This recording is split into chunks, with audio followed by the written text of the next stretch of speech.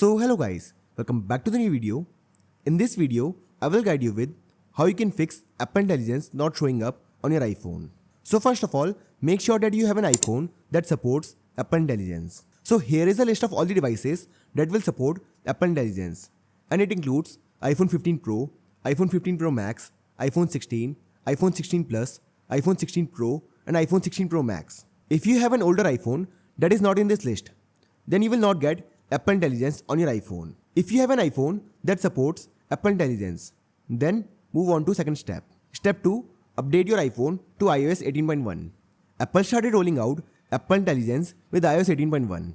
If you want to use Apple AI, then you must have iOS 18.1 update on your iPhone. So for this, open the Settings app on your iPhone. Now tap on General and then tap on Software Update. Now this will check for the latest update. If you get the option to install iOS 18.1 update, then do it. Once done, you will see the option to enable Apple AI on your iPhone. So I hope you find this video useful. And if you do, then don't forget to like this video and subscribe our channel.